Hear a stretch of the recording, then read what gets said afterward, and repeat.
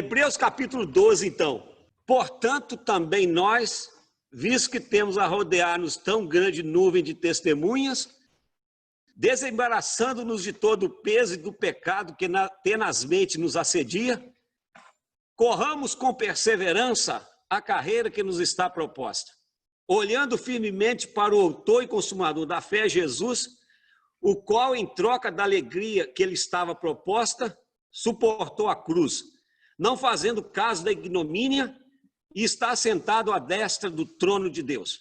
Considerai, pois, atentamente aquele que suportou tamanha oposição dos pecadores contra si mesmo, para que não vos fatigueis desmaiando em vossas almas. Irmãos, eu sempre usei na introdução desse sermão, nos anos 90, eu sempre usei a tradicional corrida de São Silvestre, que acontece todo o final de ano, último dia do ano, 8 horas da manhã, começa na Avenida Paulista e termina na Avenida Paulista. E no ano de 2019 agora, foi a 95ª edição da São Silvestre. E, de fato, é uma festa maravilhosa, né? Vai lá, é uma festa maravilhosa e com destaque internacional. É uma prova que vem corredores do mundo inteiro, vem os profissionais, mas acaba sendo uma festa do povo também e tudo mais. Eu tive a oportunidade, em 2014, participar dessa corrida com meu filho Matheus. São 15 quilômetros apenas, mas é um percurso muito pesado, porque tem as subidas e descidas. E você percebe como que é interessante essa questão da corrida. O pesado da corrida de São Silvestre é a chegada, porque a última parte, o último quilômetro da corrida é a Brigadeiro Luiz Antônio. E tem mais ou menos, ela é 1 quilômetro de subida. Então, depois de você fazer 14 quilômetros, você ainda tem que subir 1 quilômetro. Ela acaba, é difícil demais. Então, quando esses dois corredores aí estão chegando, eles estão fazendo a curvinha, saindo da Brigadeira, entrando na Avenida Paulista, para chegar na reta final. Para chegar lá na linha, né, de chegada. E olha que o menino da frente, ele é da Uganda, eu não sei pronunciar o nome dele, ele vinha tranquilo, ele mirava, e para ele estava como certo a vitória, né? Mas um menino de 19 anos, então eu acredito que faltou para ele a experiência, e o de trás, o Kendi, acabou ultrapassando na linha de chegada, ou seja, a corrida ela termina quando passa a linha de chegada. Meus irmãos, o texto que nós acabamos de ler fala também dessa corrida, fala de uma corrida. Corramos. O capítulo 11 nos é apresentado uma lista de homens e mulheres que estiveram também na corrida. Interessante que esse capítulo 11, não sei onde que o pessoal arrumou isso, mas eu fui lá olhar na minha Bíblia, achando que fosse algum título da Bíblia, mas não é. As pessoas gostam de falar do capítulo 11 como os heróis da fé. Eu não gosto dessa questão dos heróis da fé, porque parece que foca o homem, foca a pessoa, heróis da fé. E não existe heróis da fé. Então, mas esses homens e mulheres do capítulo 11, eles venceram a corrida, mesmo diante de tanto sofrimento, mas não houve méritos neles, não houve nenhum mérito. E o capítulo 12 começa falando desses homens, visto que temos a rodear-nos tão grande nuvem de testemunhas. Então, que testemunhas são essas? São as testemunhas do capítulo 11, né? E eles estão dizendo exatamente isso, que estiveram na corrida. E eles são os exemplos, né? Eles são a nossa referência para que nós possamos estar nessa corrida também. Estiveram, ou seja, o que o texto está passando para nós, o texto do capítulo 12, está dizendo exatamente isso. Eles estiveram na corrida. E pela graça de Deus, tão somente pela graça de Deus, eles chegaram, visto que temos a rodear-nos tão grande nuvem de testemunhas. Então, vem aí o portanto, do capítulo 12, né? Começa portanto. É uma conjunção que liga os dois capítulos em um mesmo assunto, em um único assunto. Os irmãos que já passaram pela corrida, não foram nenhum heróis da fé, venceram porque Deus lhes concederam a vitória. Somente isso. Devemos, então, o que o autor aos Hebreus está nos dizendo, está nos falando, é isso. Devemos perceber que nós agora, a igreja dos nossos dias, a igreja depois das testemunhas do capítulo 11, são os corredores, nós somos os corredores, nós, pela graça de Deus, fomos incluídos nessa corrida, a carreira cristã, a vida de fé, a vida da esperança. E é isso que o autor está dizendo, que da mesma forma que eles correram e foram vitoriosos pela graça de Deus, nós também devemos participar dessa corrida com o mesmo entusiasmo com os quais eles participaram da corrida. E como que nós podemos, e qual que é a proposta do texto? Qual é o ensinamento do texto? Com entusiasmo, com alegria, né? Essa corrida da fé. Em primeiro lugar, diz o texto que nós devemos correr com perseverança. Corramos com perseverança. E é isso que o texto está dizendo. Os irmãos do capítulo 11, eles correram com perseverança, por isso que o autor está usando a palavra perseverança. Corram com perseverança. Agora, é interessante que o texto, ele vai dizer para nós alguma coisa muito boa, porque ele tá dentro do contexto da corrida, ele está usando essa figura da corrida para falar da nossa fé, falar da nossa corrida. Corramos com perseverança. Aí é interessante que ele vai falar alguma coisa muito boa para nós. Primeiro, como ele está falando de uma corrida, ele vira e fala assim, desembaraçando-nos de todo o peso. O que é isso? Nós olhamos aí o vídeo aí da Avenida Paulista da São Silvestre, nós percebemos aqueles corredores lá, correndo com o mínimo de roupa. Se você pegar o tênis daqueles corredores lá, eles pesam o mínimo possível. Ninguém sai de bota para correr, né? Ninguém sai com a calça jeans para correr. Então, ou seja, nenhum corredor, ele entra numa pista com excesso de coisas. E vocês não sabem o que é correr com excesso. É horrível correr com excesso. Eu tenho participado de algumas corridas na nossa região, fora da nossa região, como eu disse, eu fui na São Silvestre em 2014. Aí, recentemente, eu fui fazer uma corrida que é tradicional. É todo ano, dia 12 de outubro, acontece lá em Ouro Preto. É o percurso de Ouro Preto até Mariana. Dá 12 quilômetros. Um percurso muito tranquilo, mas eu não tinha onde guardar minhas coisas. Eu tinha uma bolsinha do lado e eu fiquei com medo de guardar em algum lugar, né, e sumir e tal. Eu acabei correndo com aquela corrida, mesmo porque depois que você chega em Mariana, você já acabou a corrida. Então, o que eu fiz? Eu corri com aquela bolsinha do meu lado.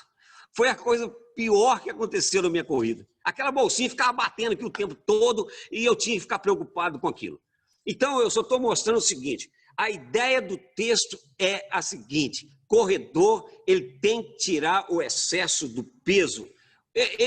Nenhum corredor que quer ganhar uma competição ou chegar, ele tem que tirar os excessos do peso, né?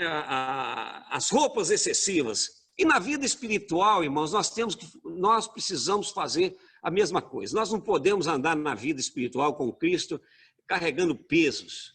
Aí eu listei aqui uma série de pesos que às vezes pode fazer parte da minha vida, faz da sua, faz de todos nós. E nós temos que nos desvencilhar deles, né? Por exemplo, eu coloquei aqui alguns exemplos. Por exemplo, peso da dúvida. Nós não podemos caminhar na vida cristã com dúvidas, né? A dúvida ela pode vir momentaneamente, mas ela não pode persistir no nosso coração. Nós precisamos, de alguma maneira, desvencilhar, porque a pior coisa que tem é dúvida, né? E tem pessoas que vivem com dúvidas. Ah, eu sou crente mesmo, eu não sei se eu sou crente, eu não sei se eu sou cristão. Será que eu devo participar da igreja ou não devo participar da igreja? Então, dúvidas, dúvidas e dúvidas, né? Tem pessoas que têm dúvida eternamente e ficam só questionando: será que eu sou salvo em Cristo mesmo? Né? Será que Jesus Cristo me salvou? Será que um dia eu conheci o Evangelho? Fica eternamente com dúvidas. Então, o peso do orgulho, né? Nossa, tem pessoas que são orgulhosas. Precisa tirar o peso do orgulho, né? O peso da preguiça. Tem pessoas que, nossa, não tem como, são preguiçosos por natureza, né? Não tem disposição para nada. Então, tira o peso da preguiça, avance, né? Avance. Agora, engraçado, tem o peso aqui, e eu falo que nós precisamos orar a Deus sobre esse peso, é o peso da chatice, né? Tem pessoas que são chatas, né? São péssimos maridos, são chatos como maridos, chatos como pai, implicam com tudo. É horrível isso. Eu fico pensando que tem hora que você deixa de ir na casa de alguém porque você não aguenta mais a chatice do camarada. Então, deixa o peso da chatice, peça a Deus para tirar isso do seu coração. Você está sempre com aquela vontade de implicar com alguém. A Bíblia fala que nós temos que procurar e viver em paz com os outros. E não ficar aí sempre buscando um negócio para reclamar, para falar. Então, irmãos, o peso da chatice, o peso da murmuração. Tem pessoas que vivem para murmurar, né? Isso é horrível. Eu não aguento viver perto de pessoas que murmuram, não aguento mesmo.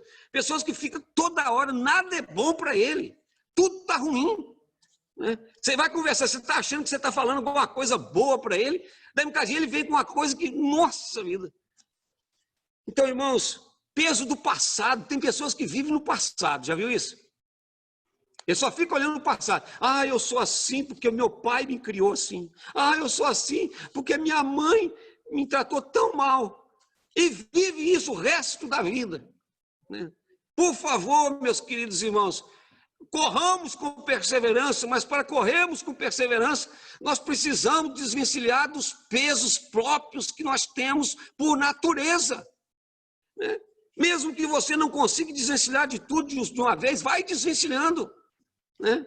Vai desvencilhando daquilo que você vai percebendo na sua vida, né? Então, e tantos pesos, né? Tantos pesos. Tem pessoas que são vítima de tudo. Sempre ele é a vítima. Ele é tão bonzinho que ele é vítima, ele não fez nada de errado. Só, né, eternamente vítima das coisas. Tira esse peso também. Então, meus queridos, nesta manhã, a minha proposta para nós e para a igreja é que nós corramos com perseverança, desembaraçando-nos do peso. Por favor, qual é o peso que está excessivo em você? Que está te atrapalhando? Peça a Deus, ore a Deus: Senhor, eu quero sair desse peso. Eu não quero viver esse peso, Senhor. Mas é engraçado que uma outra coisa que o autor aqui fala, né, nessa questão de correr com perseverança, ele diz que nós devemos desembaraçar-nos do pecado. Peso e pecado, meus queridos, não combinam na vida do corredor. Não combinam. Vai impedir de alcançar o alvo. E pecado, no contexto aqui da carta, como ele está falando de desembaraçar do pecado, é aquilo que vai enredar e impedir o corredor. É o que vai fazer o corredor cair. É algo que vai enroscar nos pés. Interessante, né? Quando eu fui criança, eu acho que você também foi, né? Então, eu era da zona rural, estudava lá numa escola, e a escola era muito legal, inclusive, há um tempo atrás, eu fiz questão de ir lá visitar essa escola, fiquei muito triste no meu coração, porque quando eu cheguei lá, ela estava toda depredada, no mato, uma escola que já passou pessoas por lá. Nossa vida, eu fiquei tão triste com aquilo. Mas lá na minha escola tinha uma brincadeira, sempre em alguns momentos do ano fazia uma brincadeira, e eu lembro disso que eu participava, que era a corrida do saco. Não sei se você já correu da corrida do saco. Corrida do saco é você entrar dentro você faz uma fila assim, ao redor, você entra dentro do saco e você tem que correr dentro do saco. Gente, aquilo lá é impossível. E ganha quem chega lá. Só que é o seguinte, o saco enrola em você e você cai. Aí você tem que levantar, arrumar o saco de novo. Então, meus queridos, o pecado é isso na vida do corredor. E nós temos que tratar seriamente. Nós precisamos afastar o pecado da nossa vida. E eu quero dizer o seguinte, o texto não está falando, pode ser um pecado habitual, mas pode ser pecado em todas as suas formas. Aí eu citei alguns exemplos aqui de pecado que nós temos que nos desembaraçarmos dele. O pecado na vida do cristão, ele é horrível, irmãos.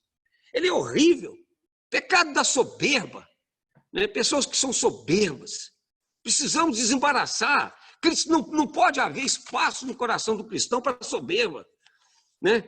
Nariz em pé, né? Não conversa com ninguém, não fala com ninguém, acha que é o melhor de todos. Não pode.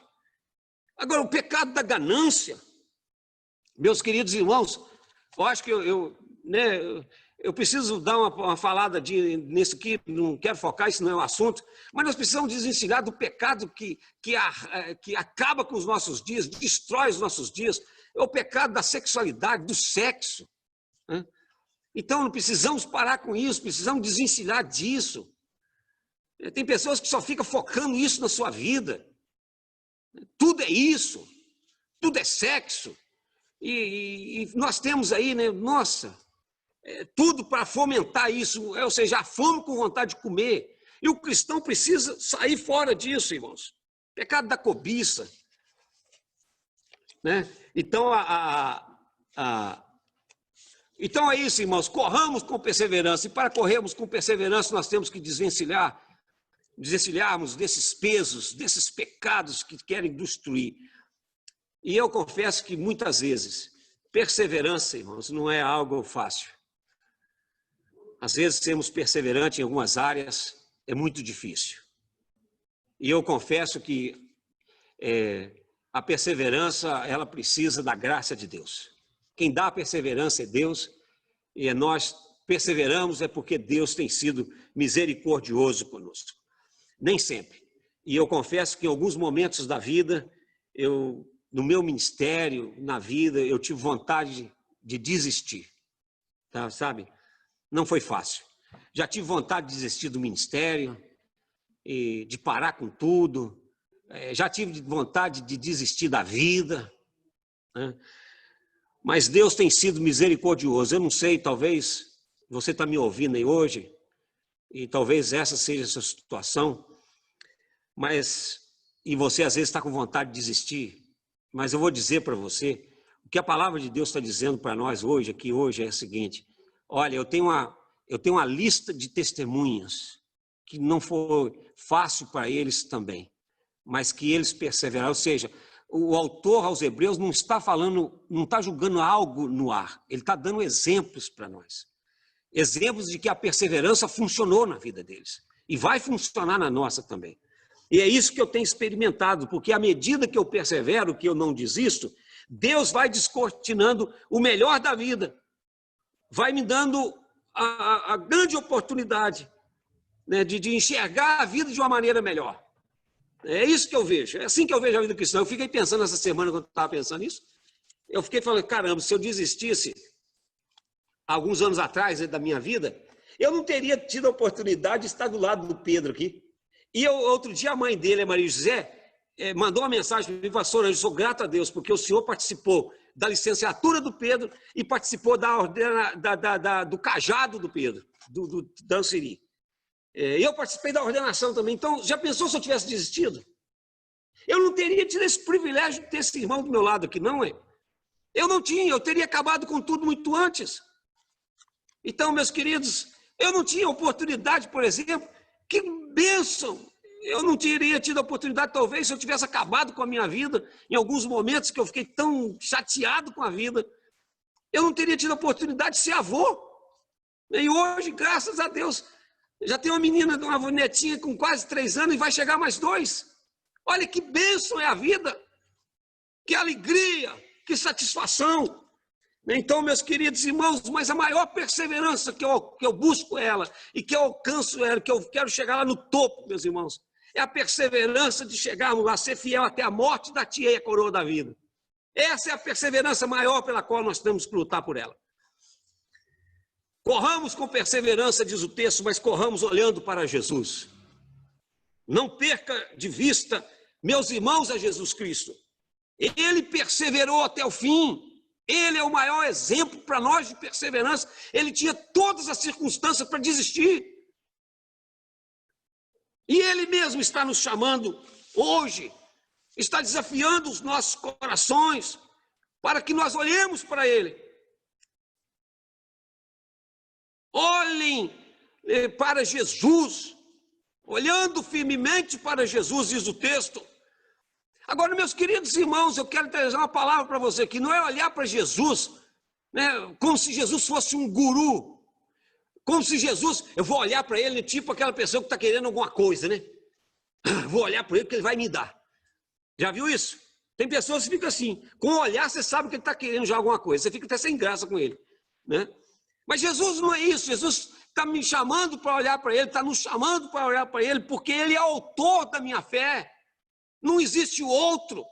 Ele é o consumador da minha fé. Ou seja, Jesus está totalmente interagido comigo, totalmente cúmplice comigo. Eu sou cúmplice com ele, porque ele é autor e consumador da fé. Irmãos, e o texto diz que Jesus tinha a alegria antecipada de estar à destra de Deus. Você sabe o que é isso aqui, irmãos? Jesus ele vislumbrava a destra de Deus. É mais ou menos aquela história, né? Você está doido para fazer alguma coisa que você gosta. Mas antes tem o dever a ser cumprido. Mais ou menos aquela questão, a criança está doida para brincar.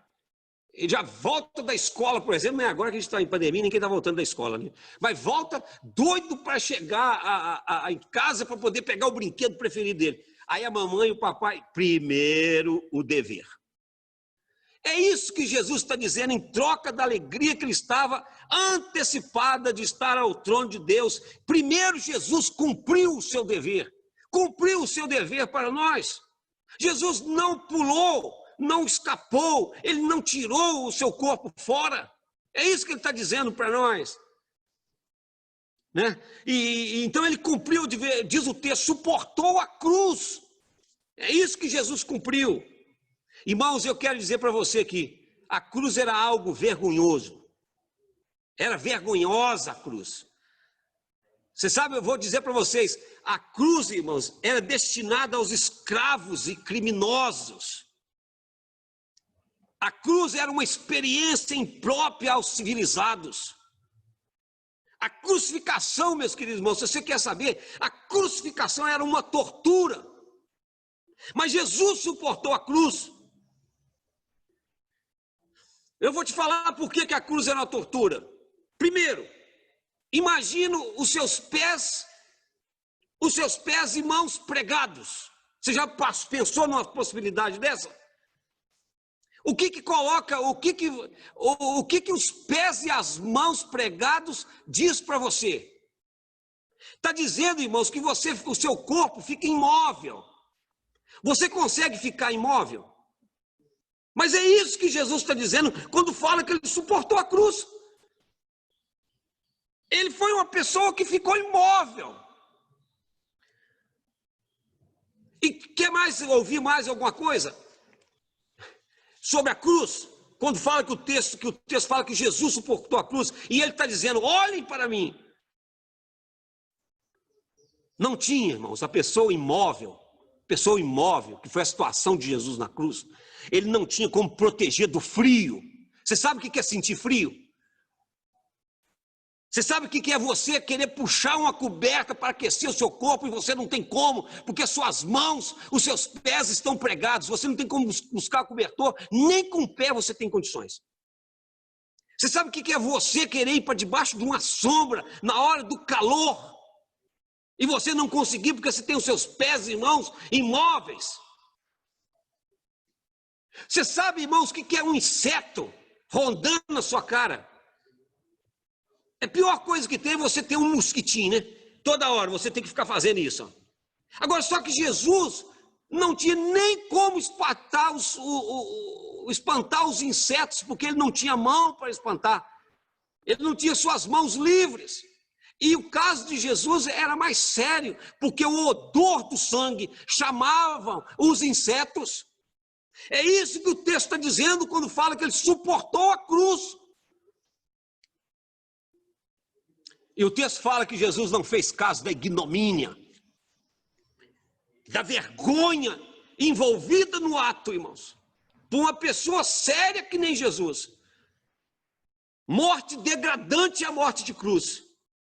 Primeiro, a vítima ficava despida, nua. A segunda coisa, isso é a vergonha. Jesus não fez caso da ignomínia. Ele era capaz, eu fico pensando nisso, que foi isso para Jesus? Ele foi incapaz de cuidar das suas necessidades corporais.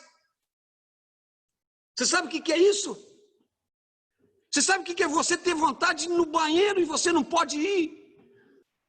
Foi isso que Jesus suportou, meus queridos. Mas, no entanto, Jesus não se esquivou de fazer o que sabia ser a vontade de Deus. E o texto está hoje aqui nos chamando para olharmos para Jesus. Olhem firmemente para Jesus. Meus queridos irmãos, se é isso que o texto está dizendo, se você acha que está sofrendo, e eu acredito que você está sofrendo, tem muitos hoje no Brasil sofrendo. Pessoas chegadas nossas estão sofrendo. Eu não estou dizendo que não estão. Tem muitas pessoas chorando hoje a morte dos seus queridos. Tem muitas pessoas no leito da enfermidade, estão no estado terminal. Tem pessoas que estão na cadeira de roda e nunca mais vão andar. Tem pessoas perdendo seus filhos. Tem pessoas chorando amargamente hoje pelo Brasil e nós temos que chorar com eles. Mas o que o texto está dizendo é que o nosso Senhor, Ele sabe o que é dor, Ele sabe o que é sofrer. Então, irmãos, Jesus é o nosso exemplo. É interessante que todo corredor, né? Todo corredor, nós vimos no videozinho que eu passei da chegada a São Silvestre, ele foca uma meta. Ele tem uma meta. E é interessante que o Kingsley, né, que ganhou a corrida, nos passos finais, né, nos últimos metros, após a corrida, ele diz o seguinte: fui vendo a linha de chegada se aproximando e não desisti em nenhum momento. Desde o começo, acreditei que poderia vencer. É a linha de chegada, é a meta, irmãos. É a minha meta que faz a diferença. Qual é a meta que eu tenho? Qual é a meta? Qual é a meta? Nossa meta como cristão é essa. Foca Jesus. Ele é a nossa meta. Ele é o nosso maior motivador para continuarmos a corrida. Corramos com perseverança, corramos olhando para Jesus, mas corramos considerando os sofrimentos de Jesus. Considerai, o versículo 3, considerai atentamente. Atentamente o quê? Há uma ênfase em suportar no versículo 2 e no versículo 3. Suportou a cruz, suportou a oposição dos pecadores. Os corredores devem suportar os obstáculos do percurso. É interessante, né? Eu tenho já alguns anos, já há bons anos já, eu faço todo final de ano, no segundo final de semana de dezembro, eu faço a volta da Pampulha. Tenho participado anualmente dessa tradicional festa também lá em Belo Horizonte. Irmãos, aí quando eu falo para algumas pessoas, né? Eu vou fazer a volta da Pampulha, a Pampulha são 18 quilômetros. Aí as pessoas dizem, nossa, 18, caramba, o senhor aguenta. Meus queridos irmãos, não existe nada de mágico em correr. O seu corpo não corre sozinho, não, em movimento. Você tem que pôr o seu corpo em movimento para correr. Você está achando que aqueles homens chegaram no final ali na São Silvestre? Que maravilha, né? O que aqueles homens sofreram durante a corrida, meus queridos irmãos? É dor, mas suportam. Né? Suportam a corrida. Eu lembro que quando o Ayrton Senna era vivo, né, eu participava de todas as corridas, eu não perdi as corridas do Ayrton Senna. Eu lembro que o Ayrton Senna ganhou uma corrida uma vez no Rio de Janeiro, irmãos. Ele chegou duro dentro lá do seu pequenininho lá do carro lá. Sabe por quê? Porque durante a corrida, as suas marchas, ele foi perdendo as marchas. Teve um momento que ele teve que dirigir com uma marcha só, numa posição só dentro do seu... Como é que chama lá? É cockpit, o Pedro está falando aqui. Então, mas ele chegou duro, mas chega. É isso, irmãos, que os corredores têm que suportar os percursos, não é diferente para nós. Considerem a Jesus em suas experiências. Olha para você ver. Olha as experiências de Jesus. Foi violentamente antagonizado em suas palavras. Suas reivindicações foram ridicularizadas. Considerem seus sofrimentos. Ele passou por tudo isso. Mas a crucificação em si, irmãos, a crucificação de Jesus foi um flagelo. Você sabe o que é um flagelo? Vou te contar. Primeiro, a vítima era amarrada em cima de um pilar. De joelho. E pensa num pilar. E põe você ali em cima de joelho amarrado. O que acontecia? As suas costas, as costas, as nádegas e as pernas ficavam expostas. Eu imagino, você ficar de cócoras, muitos já não aguentam mais. Né? Imagina, essa era a posição de Jesus, de cócoras. Você sabe o que é de cócoras? É de cócoras mesmo. Amarrado. Agora, não pense você que ficar de cócoras para Jesus era só ficar lá. Não! Tinham 2 escravos. E eles chamavam os escravos, não era à toa, não. É porque os escravos tinham que obedecer o que eles mandavam os escravos fazer. Então, Jesus amarrado em cima de um pilar, de cócoras, e vinham 2 escravos, cada um, meus queridos irmãos, pegava um chicote com tiras de couro. E você sabe o que tinha na ponta das tiras de couro? Tinha lascas de osso. Isso era o flagelo. Nas pontas. E como os escravos tinham que obedecer, eles batiam, mas batiam com toda a força. Com toda a força. E você sabe qual era o objetivo do flagelo? O objetivo do flagelo era dilacerar.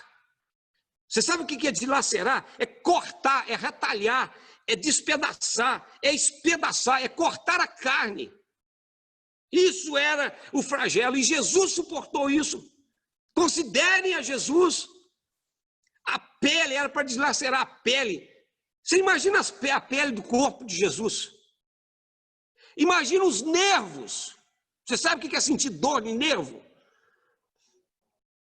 Os músculos. As correias, irmãos, das tiras.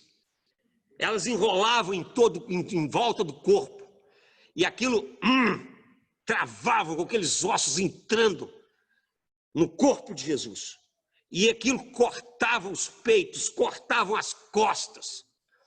É interessante, ainda que nós vimos um filme aí de Mel Gibson, né, sobre o sofrimento de Jesus, sobre os últimos dias de Jesus na crucificação, e realmente o Mel Gibson foi feliz. Ele acompanhou bem esse processo. Mas acredito que o Mel Gibson chegou perto do sofrimento de Jesus. Acredito que foi muito mais do que ele apresentou no seu filme, na sua ficção. Então, irmãos, o flagelo era para matar ou era para deixar aleijado? E a dor era atroz. A dor era atroz. É isso que o texto de Hebreus está nos ensinando. Considere a Jesus, que suportou todo tipo de sofrimento, toda agonia, suportou todo o flagelo.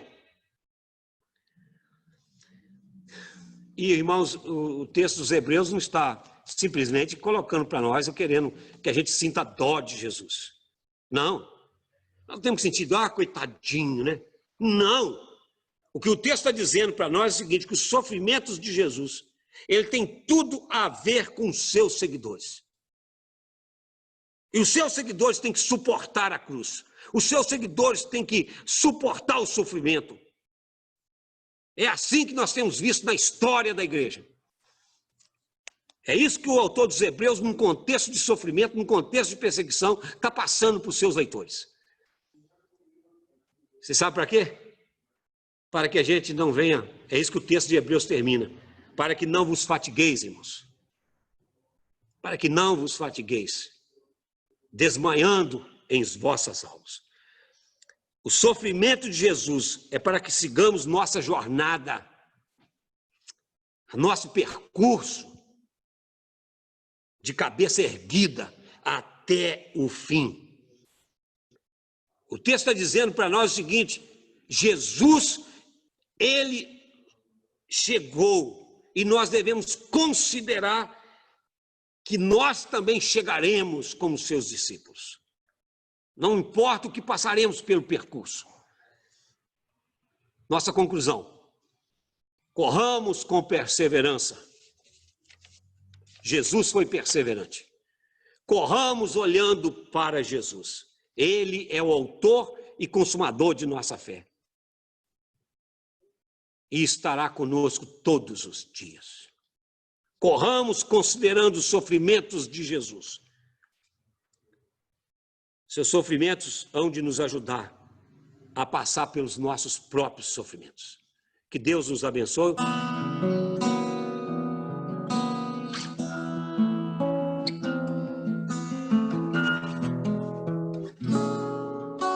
Eu quero andar com Deus por onde Ele me levar e o mais alto da colina alcançar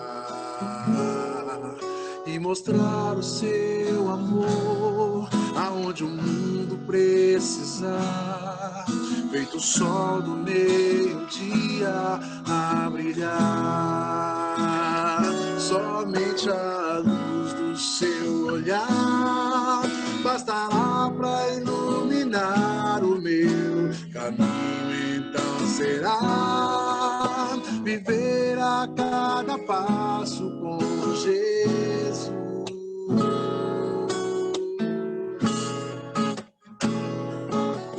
Mas se a dor tentar mudar o caminho que escolhi, eu vou segurar bem forte em suas mãos. Sim, é preciso continuar, manter-se firme até o fim. Estou bem certo que Ele tem guardado o que é melhor para mim. Somente a luz do seu olhar bastará para iluminar o meu caminho. Então será viver a cada passo com Jesus. Somente a luz do seu olhar bastará para iluminar o meu caminho. Então será viver a cada passo com Jesus.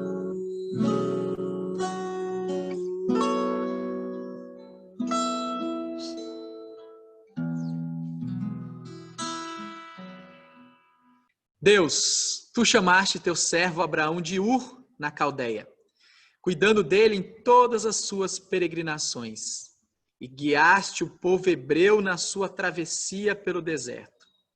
Guia-nos e guarda-nos, os teus filhos, que, pelo amor do teu nome, peregrinamos ao longo desta vida. Sê nosso companheiro no caminho, nosso guia nas encruzilhadas, nossa força na exaustão, nossa defesa nos perigos, nosso abrigo na estrada, nossa sombra no calor, nossa luz na escuridão, nosso conforto no desânimo, que através da tua orientação possamos chegar com segurança ao final da nossa jornada e que, enriquecidos de graça e verdade, possamos retornar às nossas casas, repletos de alegria duradoura. Amém. A graça de nosso Senhor Jesus Cristo, que o amor de Deus, o nosso Pai, a comunhão, o poder, a santificação do Espírito Santo seja convosco, irmãos, seja com todos nós, com todos aqueles que amam o Senhor Jesus Cristo e seguem os seus passos, hoje e para todos sempre. Amém.